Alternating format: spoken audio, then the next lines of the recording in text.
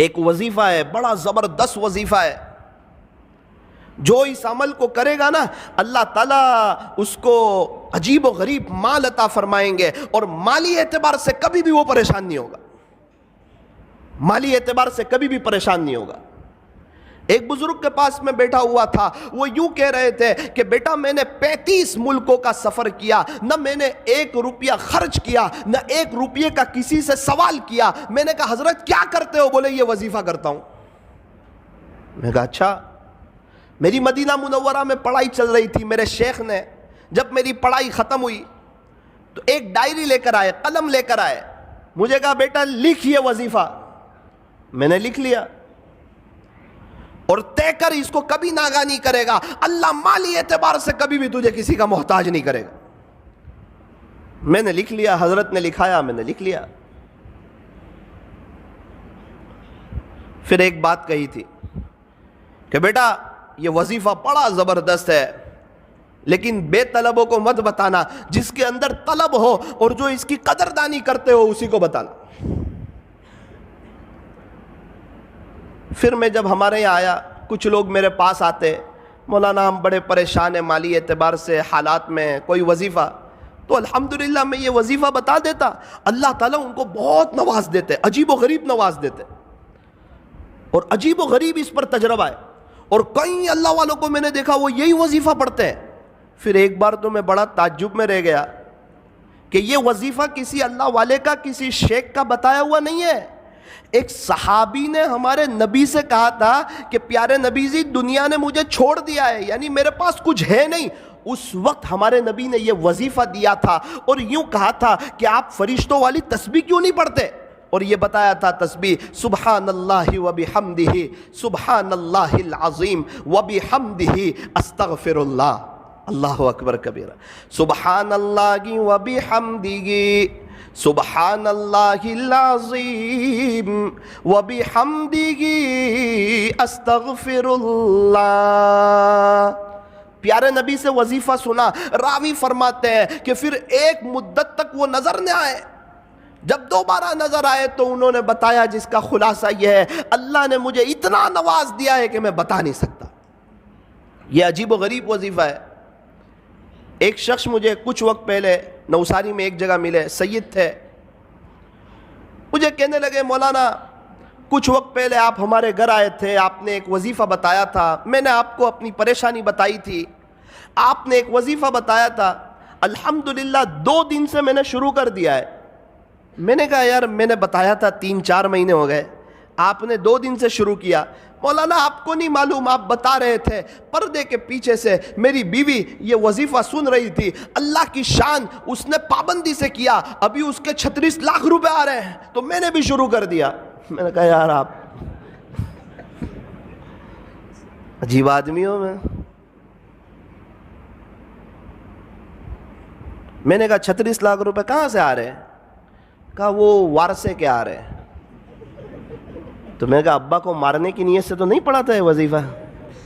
بولے نہیں ان کے ابو کا تو بہت پہلے یہ انتقال ہو گیا تھا، لیکن مولانا زمین کا اتنا خطرناک مسئلہ تھا کہ یہ کبھی بھی حل ہونے کا نام لیتا نہیں تھا، اور ہم لوگ بھی نا امید ہو چکے تھے کہ اب یہ مسئلہ جو ہے یہ کبھی بھی حل ہو سکتا نہیں ہے، لیکن میری بیوی نے یقین سے پڑھنا شروع کیا، اللہ کی شان مسئلہ حل ہوا، اس کے 36 لاکھ روپے آ رہے، اور اللہ کا شکر ہے 2 دن سے میں نے بھی شروع کر دیا ہے۔ ہمارے نوساری میں ایک بڑے مالدار شخص، ان کے پاس میں بیٹھا ہوا تھا، تو شیخ سے وہ بھی محبت کرتے تھے، مدینہ منورہ کے شیخ سے، تو میں نے ان کو یہ وظیفہ بتا دیا۔ کہنے لگے نا وہ بڑے آدمی ہیں اور ان کا بتایا ہوا وظیفہ کرنا ہی چاہیے۔ میں نے کہا ان کا بتایا ہوا نہیں، پیارے نبی کا بتایا ہوا ہے، یہ کوئی اللہ والے کا بتایا ہوا نہیں ہے، یہ کوئی تجربہ کرنے کا وظیفہ نہیں ہے، یہ تو عمل کرنے کا وظیفہ ہے۔ اچھا کیا بتایا؟ تو میں نے ان کو بتا دیا۔ 2 دن کے بعد مجھے ملے، کہا بیٹا یہ وظیفہ کبھی چھوڑنے جیسا نہیں ہے۔ میں نے کہا کیوں؟ بولے بیٹا پیسہ تو بہت ہے، سب جگہ روکا ہوا ہے، ابھی میں حالات میں تھا کچھ وقت سے، پیسے کے بارے میں ہاتھ میں پیسہ نہیں تھا، زمینیں جائیداد پراپرٹی بہت، ہاتھ میں پیسہ نہیں۔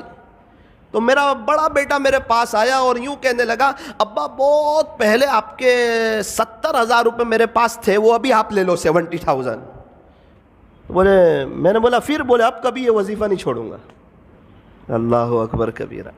اور شیخ خود فرماتے تھے میں نے جس کو بھی بتایا، جس نے بھی یقین سے پڑھا بیٹا آج سب کروڑ پتی ہے، اور جس نے بغیر یقین کے پڑھا وہ جہاں تھے آج وہاں کے وہیں ہیں۔ تو میرے عزیزو ایک بات یاد رکھو، یہ وظیفہ جو ہے یہ بڑا زبردست ہے۔ میں نے ایک سوال پوچھا شیخ سے جس پر وہ مجھ سے بڑے ناراض ہوئے، بہت زیادہ ناراض ہوئے، اور مجھے کہا بیٹا تیرے سے مجھے یہ امید کبھی نہیں تھی کہ تو مجھے یہ سوال پوچھے گا۔ میں نے کہا شیخ یہ جو وظیفہ پڑھیں گے 100 مرتبہ تو صرف رزق میں برکت ہی ہوگی یا ثواب بھی ملے گا؟ تو بہت ناراض ہو گئے۔ ایک مثال سے سمجھایا مجھے کہ 400 روپے کلو کی چائے ہو اور اس پر 50 روپے کی ڈول کی آفر ہو تو تجھے صرف ڈول ملے گی یا چائے بھی ملے گی؟ میں نے بولا وہ تو چائے ملے گی، ڈول فری میں آ رہی۔ بیٹا اسی طرح جب تو یہ اللہ کا نام لے گا، اللہ کی پاکی بیان کرے گا، اللہ کی حمد بیان کرے گا، صبح صبح اللہ سے معافی مانگے گا، اس کا ثواب تو ملے گا۔ یہ تو صرف اسکیم ہے کہ اللہ اس میں رزق میں اضافہ فرمائے۔ اللہ اکبر کبیر۔ تو آپ کو بھی یہ وظیفہ یہ عاجز بتاتا ہے، طے کرو انشاءاللہ، پابندی سے پڑھیں گے انشاءاللہ، بہت فائدہ ہوگا انشاءاللہ۔ رزق میں صرف پیسہ نہیں آتا، رزق میں بیوی بھی شامل ہے، بچے بھی شامل ہے، رزق میں بہت سی چیزیں شامل ہے۔ اللہ تعالی ہمارے رزق میں برکتیں عطا فرمائیں گے۔ سبحان اللہ و بحمدہ، سبحان اللہ العظیم و بحمدہ، استغفر اللہ۔ پھر شیخ نے کہا بیٹا لیکن اس کا ایک وقت ہے، اسی وقت پڑھ سکتے ہیں، آپ اس کے علاوہ پڑھو گے تو وہ اثر نہیں کرے گا، وہ بات نہیں بنے گی۔ میں نے بولا اچھا اس کا وقت کون سا ہے؟ مجھے کہنے لگے بیٹا فجر کی سنت اور فرض نماز کے درمیان اس کو 100 مرتبہ پڑھنا ہے، فجر کی سنت اور فرض نماز کے درمیان اس کو 100 مرتبہ پڑھنا ہے۔ میں نے کہا حضرت اگر اس وقت کوئی نہ پڑھ سکے تو مجھے تعجب سے دیکھنے لگے کہ اس کا اپنا ہی مسئلہ لگ رہا ہے۔ مجھے کہنے لگے بیٹا جب تک فجر کی نماز کا وقت رہتا ہے، صبح صادق کے بعد سنت پڑھ لیں، اس کے بعد سے جب تک فجر کی نماز کا وقت رہتا ہے وہاں تک یہ پڑھو گے تو یہ اپنا اثر عجیب اور غریب انداز میں کرے گا۔ پھر مجھے اپنے مکان پہ لے گئے ایک مرتبہ، بڑے بڑے لوگوں کو دعوت تھی، مجھ چھوٹے کو بھی حضرت نے گن لیا۔ اللہ اکبر کبیرہ، بہت سی نعمتیں دیکھی، مجھے بتانے لگے، اس کی اہمیت سمجھانے لگے کہ دیکھ بیٹا یہ وظیفے کی برکت ہے کہ اللہ تعالیٰ نے مجھے ایسا شاندار مکان دیا، دیکھ بیٹا اس وظیفے کی برکت ہے، ایک کار تو ایسی میرے گھر کے باہر کھڑی ہے جو تیرے ہندوستان میں لانچ بھی نہیں ہوئی ہے، تو وظیفے کو معمولی مت سمجھنا، کبھی چھوڑنا مت، اس کی پابندی کرنا، انشاءاللہ اللہ تجھے بھی بہت نوازے گا۔ اسی وظیفے کی برکت سے کئی سالوں سے اللہ تعالیٰ نے مجھے عجیب و غریب نوازا ہے، میرے اپنے تعلقات والوں کو بتایا ہے، اور اللہ تعالیٰ نے سب کو نوازا ہے۔ تجربہ کرنے کی ضرورت نہیں ہے، یہ عمل کرنے کی ضرورت ہے، یہ کسی ولی کا بتایا ہوا نہیں ہے، یہ پیارے نبی حضرت محمد الرسول اللہ صلی اللہ علیہ وسلم کا بتایا ہوا ہے۔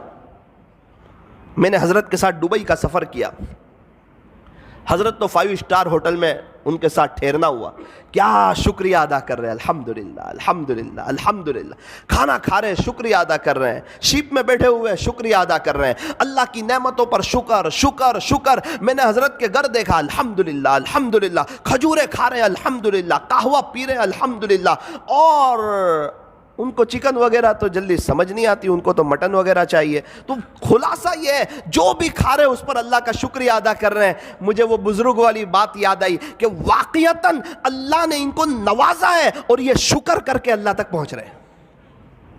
فرمایا اللہ تعالیٰ تک پہنچنے کے دونوں راستے ہیں، بندہ شکر سے بھی پہنچ سکتا ہے، صبر سے بھی پہنچ سکتا ہے۔ یوں فرمایا ہمیشہ خوش رہنے کا آسان فارمولا، ہمیشہ خوش رہنے کا آسان فارمولا، نعمتوں پر شکر کریں، مصیبتوں پر صبر کریں، شکر کرنے والا بھی جنتی، صبر کرنے والا بھی جنتی۔